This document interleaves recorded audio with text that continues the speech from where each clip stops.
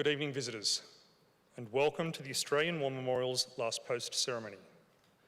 My name is Jared Pratt, and joining us today from the Royal Australian Air Force is Wing Commander Elizabeth Fredrickson. On this day, 109 years ago, Australians and New Zealanders fought side by side, landing in a place far from their homelands, a place that would become known as Anzac Cove. Though the Gallipoli campaign would end with the evacuation in December 1915, those that survived would be joined by more reinforcements to fight for another 3 years until the guns finally fell silent on the 11th of November 1918. On sea, land and air, from a nation of less than 5 million, almost 62,000 gave their lives in an Australian uniform. A further 155,000 were wounded or imprisoned. From a nation of around 1 million people, around 18,000 New Zealanders were killed and more than 40,000 wounded. Charles Bean wrote about the evacuation from Gallipoli. From the withdrawing Anzacs, Gallipoli had a special meaning.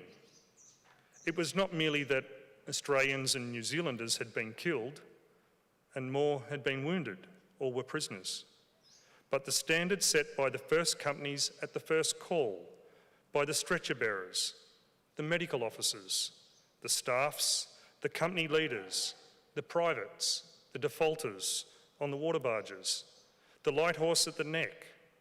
This was already part of a tradition not only of Anzac, but of the Australian and New Zealander peoples.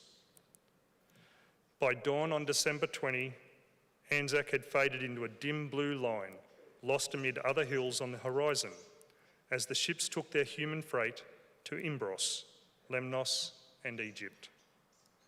But Anzac stood and still stands for reckless valour in a good cause, for enterprise, resourcefulness, fidelity, comradeship and endurance that will never own defeat. Over more than a century of service, the Australian and New Zealand Defence Forces have continued to serve together across the world in war, on operations and on peacekeeping.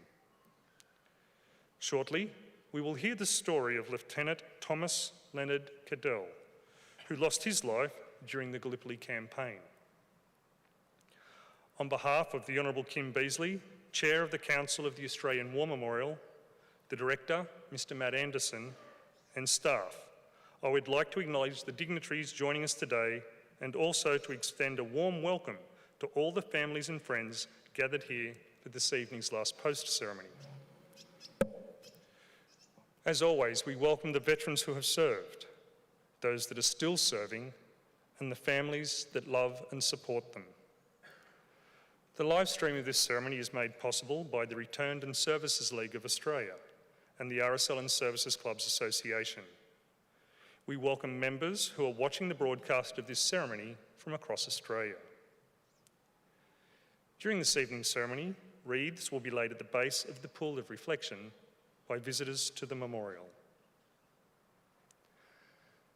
Australia's Federation Guard is the tri-service ceremonial unit of the Australian Defence Force. They provide a ceremonial presence at civil and military events and during visits to Australia by foreign dignitaries. The Guard will now dismount the catapult party from the tomb of the unknown Australian soldier.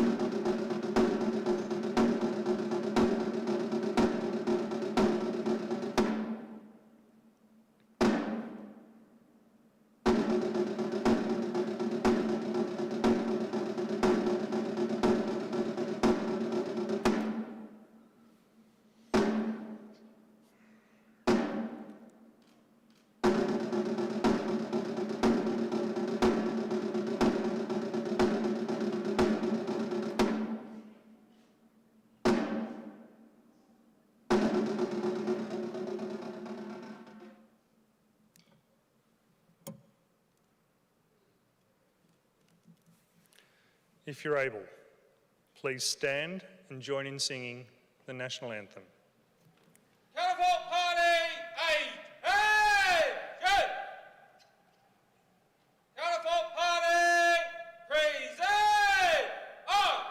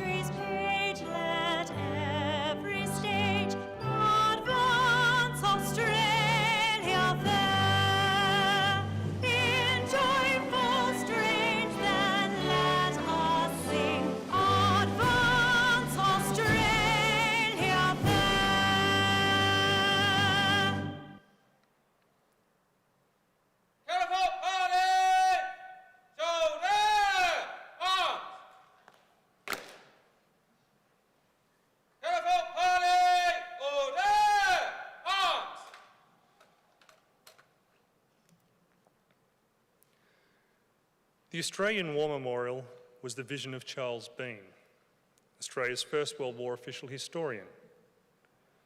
Bean landed with the Australian troops on Gallipoli and stayed with them at the front through until the end of the war. The idea of this national memorial and museum came to him at Pozières, France, in the depths of the bloody fighting of 1916. Bean's idea was that this would be a place where families and friends could mourn loved ones buried in faraway places. It would also be a place that could help all Australians understand what these men and women had endured and what they had done for us. Bean's vision, to which we remain true, is best expressed as inscribed in the entrance to the memorial's galleries. Here is their spirit, in the heart of the land they loved, and here we guard the record which they themselves made. Tonight, we will read the story behind just one of those on the Roll of Honour, which lists the names of more than 103,000 men and women who have given their lives for us in war and on operations for more than a century. But first, we present a lament, Flowers of the Forest. Wreaths or floral tributes will now be laid at the base of the pool of reflection in the following order.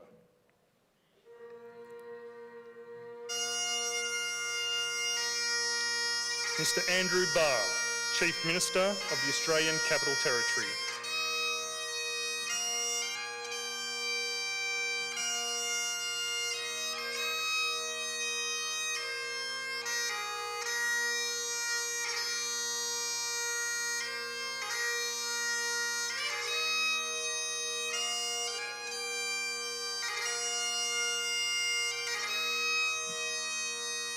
Her Excellency, Ms Betty Pavlic, Ambassador of the Republic of Croatia and Dean of the Diplomatic Corps.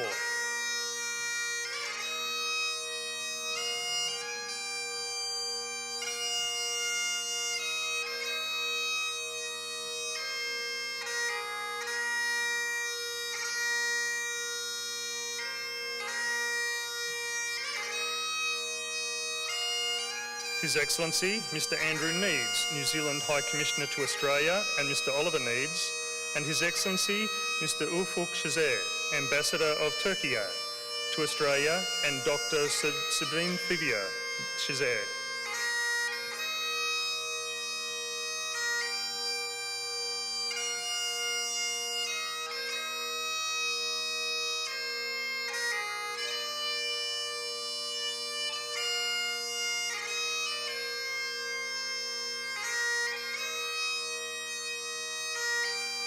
Vice Admiral David Johnson, Vice Chief of the Defence Force, and Mrs Belinda Johnson.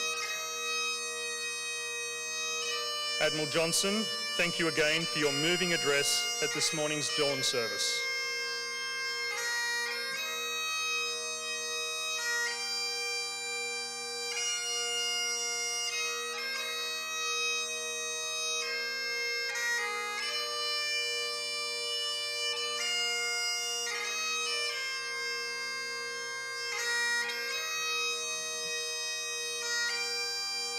Ms Alison Frame, Secretary of the Department of Veterans Affairs.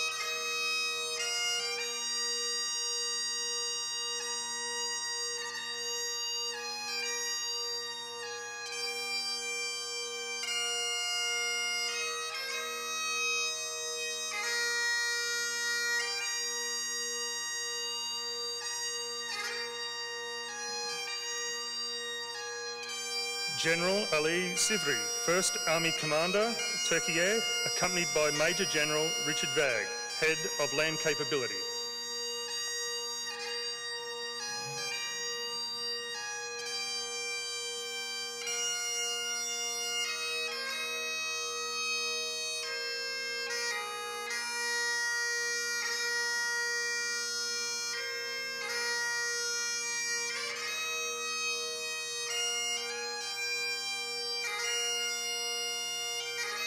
Air Commodore Peter McDermott, retired, representing the National President of the Air Force Association, and Legatee Mark Lax, representing the Chairman of Legacy Australia.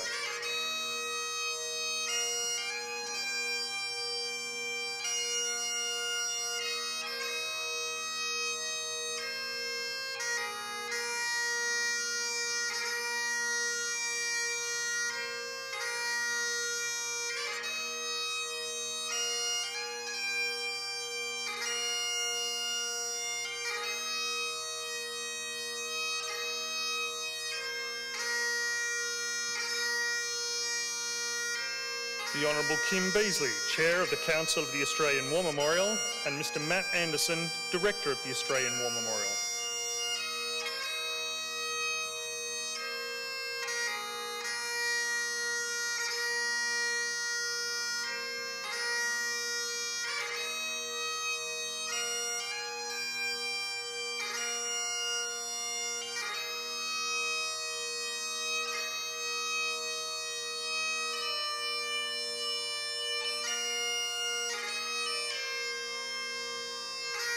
Final wreaths for this evening will now be laid by visitors to the memorial.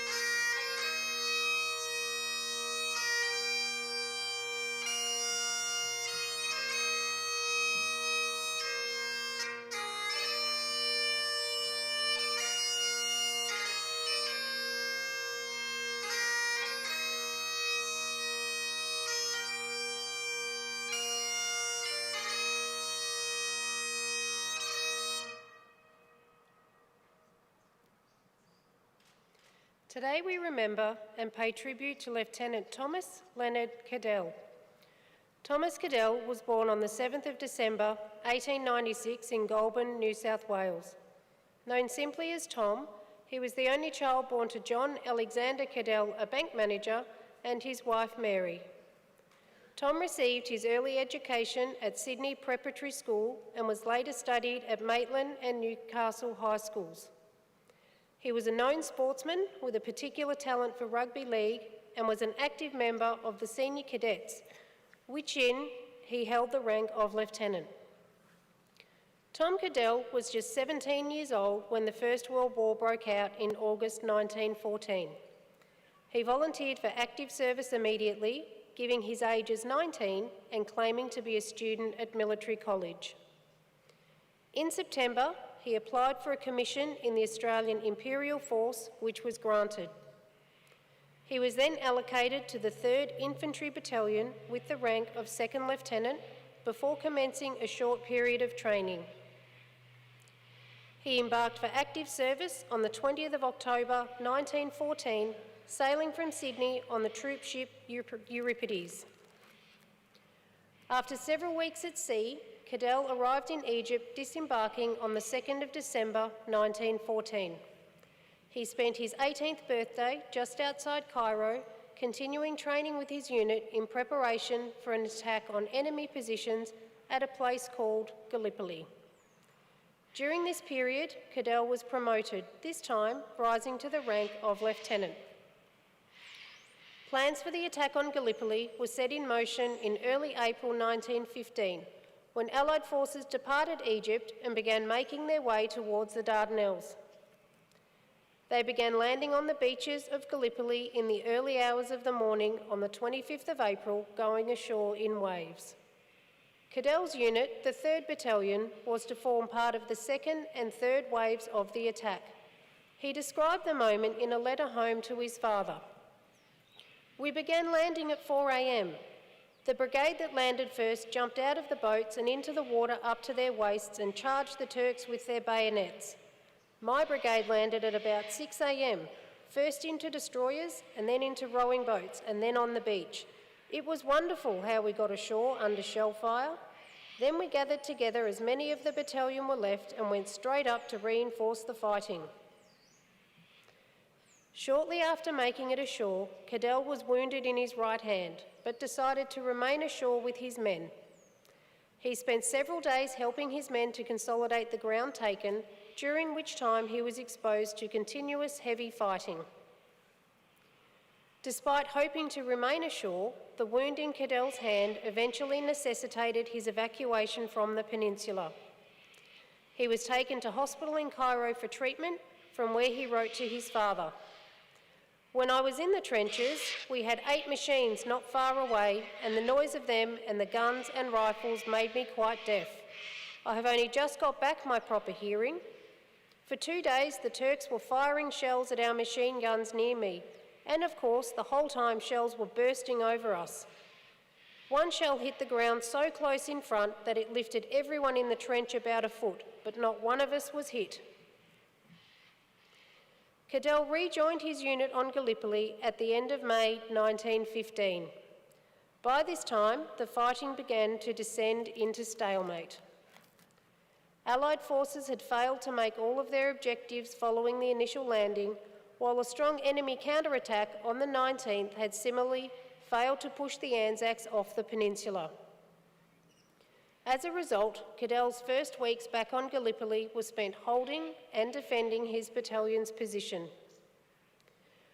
On the 21st of June 1915, Cadell's unit was in the front lines firing a Japanese mortar on enemy trenches near Lone Pine. At some point during this attack, Cadell was hit by gunfire from Turkish lines. Suffering a severe wound to his abdomen, Cadell was immediately evacuated for treatment, boarding the hospital ship Gascon that afternoon. Overnight, his condition continued to worsen, however, and little could be done for him. Just before 2 p.m. on the 22nd of June 1915, he succumbed to his wounds and died on board the ship. He was buried at sea the following day. The local community in Newcastle mourned Cadell's death, writing of him in the newspaper. The deceased lad was highly popular with everybody who had the pleasure of knowing him. Besides being a thorough little gentleman, he was an athlete of no mean order. Had he been spared to return safe and sound, he would have probably made a name for himself in rugby union football. However, he has now made a greater name than ever sport could have given him. Lieutenant Thomas Cadell was just 18 years old. His name is listed on the Roll of Honour on my right, among almost 62,000 Australians who died while serving in World War I. His photograph is displayed today beside the pool of reflection. This is but one of many stories of service and sacrifice told here at the Australian War Memorial.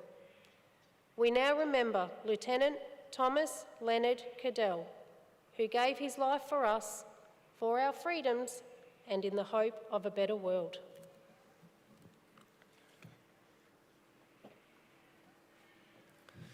If able, please stand for the reading of the Ode and the sounding of the last post.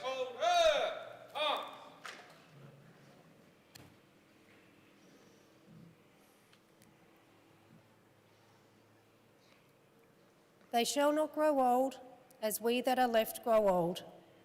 Age shall not weary them, nor the years condemn. At the going down of the sun, and in the morning, we will remember them. We will remember them. Carnival party! Present! Arms!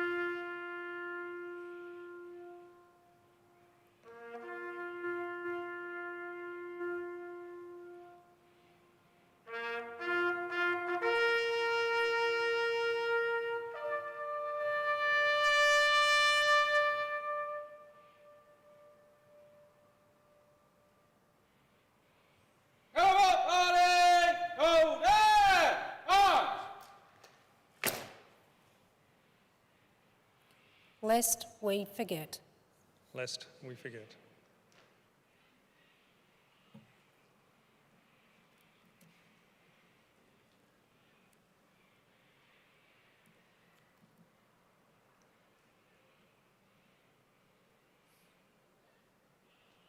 Carnival party!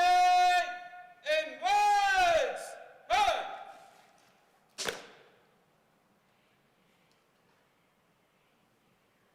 Carnival party! Wait! March!